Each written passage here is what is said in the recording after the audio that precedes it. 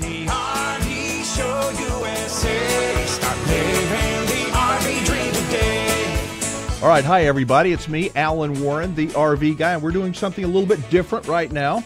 Normally, we do we start the radio show at 7 p.m., but we're going to do something a little bit different, kind of an insider's pre-show interview with a real expert. So if you have not yet or not ever seen me before, you don't know who I am, let me give you a little bit of an introduction, and then we'll bring up our special guest, Mike Sokol, because what he's got to say is absolutely amazing. Again, my name is Alan Warren. Every Wednesday night from 7 to 9 p.m., we do a Facebook Live. Actually, I'm a radio guy, and the radio show runs nationwide on Saturdays and Sundays all across the country on different markets, different times on Saturdays and Sundays. But we record that show live right here on Facebook, and you get to watch it from 7 to 9 p.m. Central Time. You can participate, join the chat. We have hundreds of people that jump in there and give us comments and ask questions and so forth. So right now, if you're watching on Facebook, you can do the same thing between now and the top of the hour. All right, so after we let Mike go at the top of the hour, we hope you'll stay with us because he's going to be actually the first guest on our radio portion of the program. So anyway, welcome everybody. We appreciate it. We would love to hear where you are from, so post it here in the comments.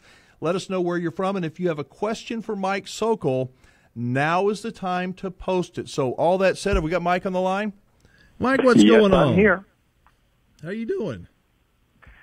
Doing just fine. Thank you very much. Well, good. Now, this is a first. This is kind of our maiden voyage on this thing, so we don't know how it's going to work. But, you know, the good thing about this is we have no commercials.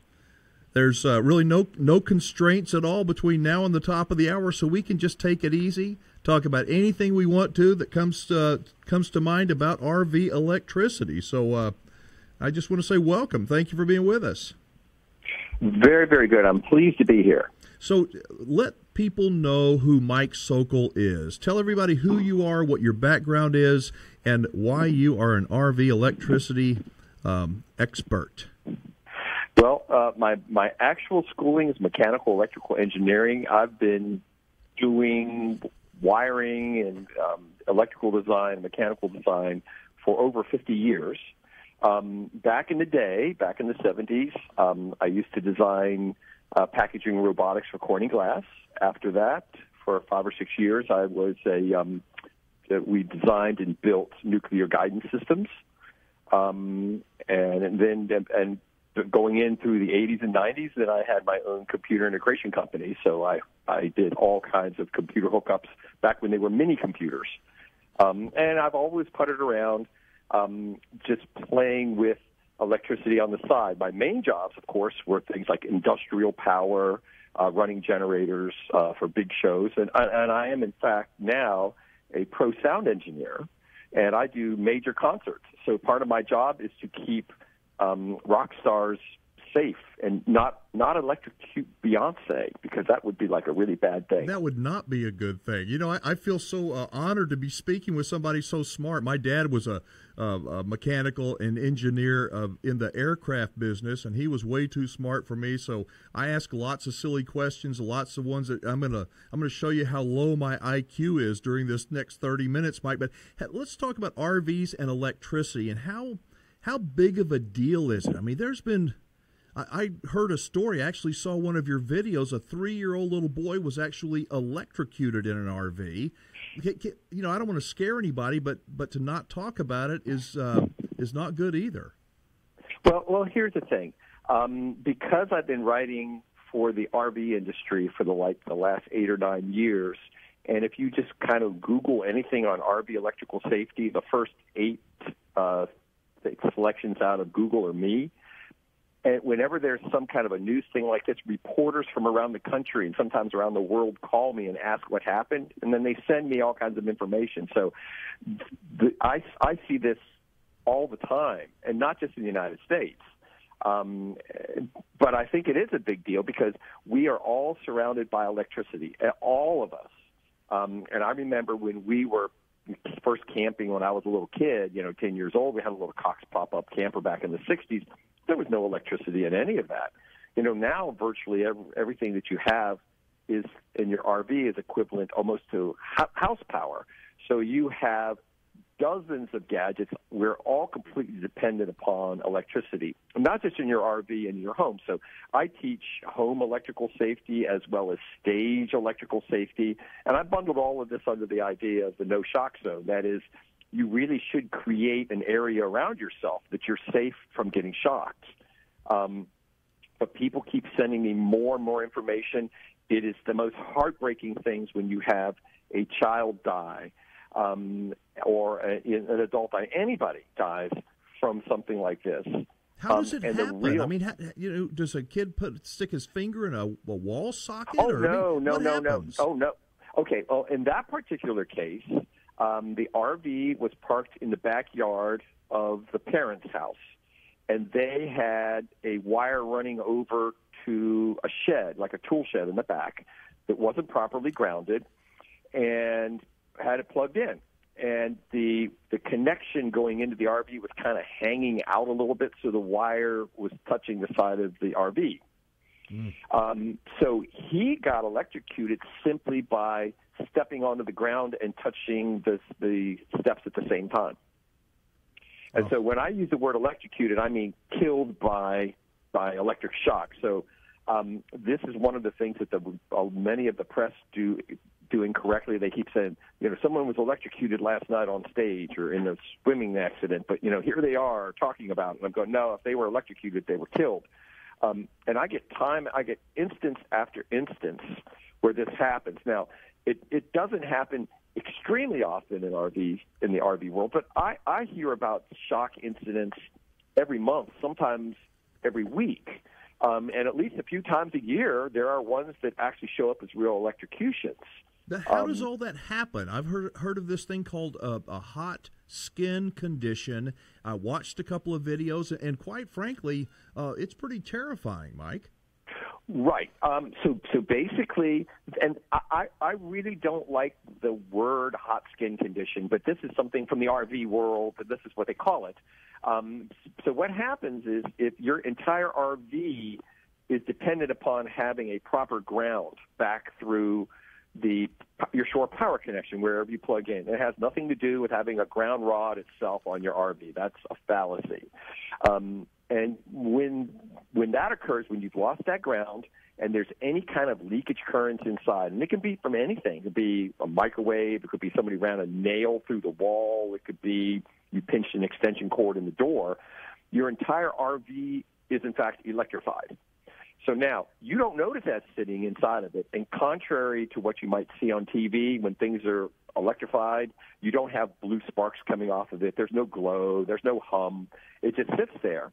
And you could be in your RV for days, never know it. You could step in and out of your RV for days and never know it until the ground is wet and you're touching the ground, the earth itself, the dirt, and the RV at the same time.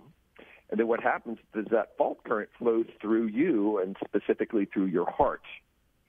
And when that happens, your heart kind of goes into what we call fibrillation. It just kind of goes blah, blah, blah, blah, blah, blah, blah, and won't pump. So if you can get somebody get a defibrillator, an AED, on them within 5 minutes, they'll probably survive. But if you don't, let me ask you they're this, probably Mike. not going to survive. So do these conditions, it sounds like to me that they don't come from the manufacturer necessarily, but they're self-inflicted. We do things that we don't even know we're doing when we put a nail in the wall of the RV, or we do things that electrifies our unit. Am I hearing that right? Yes. So all RVs are built to, a subset of the National Electrical Code. And as such, all modern RVs really are safe as they leave the factory. And I've only seen a couple of instances in the thousands of things that people have sent me where I might have been able to contribute to sloppy workmanship. But I got to tell you, I'm not even sure that was true. The vast majority of time is a guy, for instance, maybe 10 years ago, a guy had plugged his RV into a trouble light that had a broken off ground pin on it. And it was sitting in his front yard. And when he was kneeling on the ground, he reached up to hold on to the metal awning bars going up, the supports, and it killed him right in his front yard. Wow. He did this himself. There was another family, another 18-year-old that died in Muncie, Indiana, maybe 4 or 5 years ago, and they had plugged their RV into the back, and they'd been feeling a shock all week. And in order to so-called fix it, they wrapped the door handle with electrical tape. Oh. And they thought that fixed it. But it did not fix it, because when the kid stepped into the RV in the middle of the night with his barefoot in the wet grass and on the metal steps, it killed him. Hang on just a second. Hey, Mike, hang on just a second. I have a question for you from somebody here on Facebook Live, and I want to pose it to you. But first, everybody that is watching, we've got Mike Sokol on the line with us. He is the leading authority on RV electrical problems and solutions. And if you've got a question, you can post it here on Facebook Live. Make sure you like this video. Click the like button right there. Click it. Maybe hit the share button as well. And that way we know you're here. All right, Mike, somebody wants to know, well, how do you check for that? How do you check to find out if you're in a future, I don't know, a shock situation? Okay, so here's the thing that's really interesting. They normally had like a very complicated test that you had to do. You had to drive a ground rod in, you had to go get a meter, you had to go hook it up, and you had to go find it.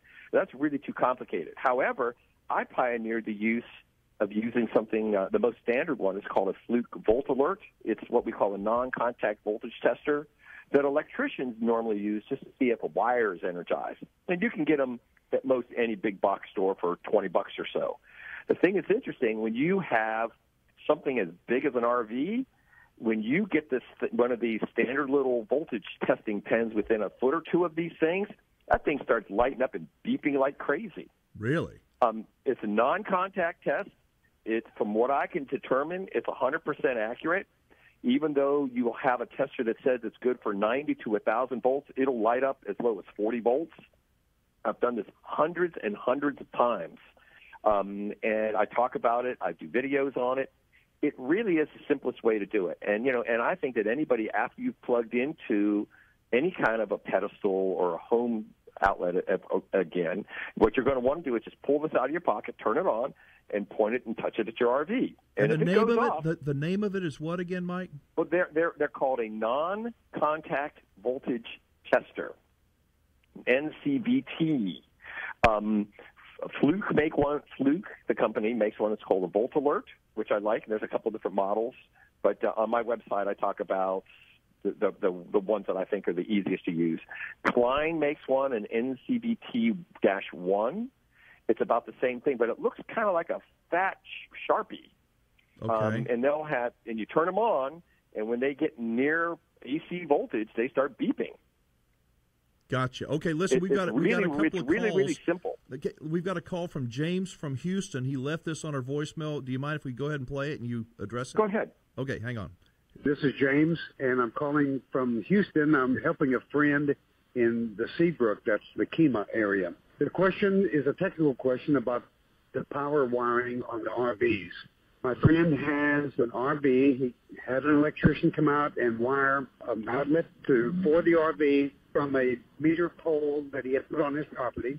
And the electrician did exactly what all electricians are supposed to do. He wired it according to code.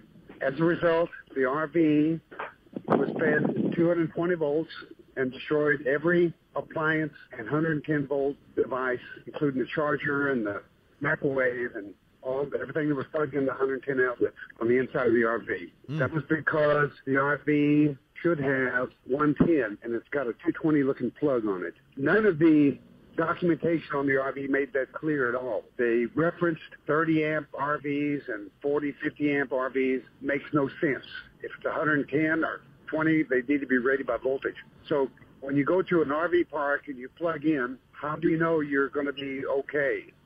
That's a good question. So, James, thanks for calling, leaving that question for Mike. What do you say? Okay, so here's the thing. The guy did not wire it to code. And if you look right on the receptacle that he wired up, it says right on it 125 volts max. It says right on it. He just didn't look. And I get dozens of these emails just like this, sometimes every month during the summer. So electricians look at it. It looks very, very similar to a home dryer outlet that was installed back in the 60s and 70s, a 3-wire outlet. Mm-hmm. But in fact, it is a 120-volt, 30-amp receptacle. Now, how do you know how to fix this? The proper thing to do is to get some sort of an electrical management system, an EMS system. SurgeGuard and Progressive Industries both make units that if you get more than 130 volts coming into your RV, it will shut it down and protect you. And they're not super cheap. A 30-amp one is probably in the order of $300 or so, but I think it's really, really good insurance, and that will protect you against over-voltage situations. Well, I was going to ask that, that it can't be cheap, but it is insurance, and it beats the alternative of having to replace everything in the RV, all the electronics and things. So Chuck Woodbury, who is on, and our friend from RVTravel.com, has posted a link to the non-contact voltage tester. They can't be that expensive. So right here on the Facebook Live, folks, over on the right, you see where Chuck has made his comment. Just click on that. If you'd like to buy it, I have not clicked on it, but Chuck is monitoring the show here, and I'm so glad he introduced you and me, Mike. That's great. Oh yeah, this is fantastic. Yes. Yeah, I was going to ask, going back to the surge protectors.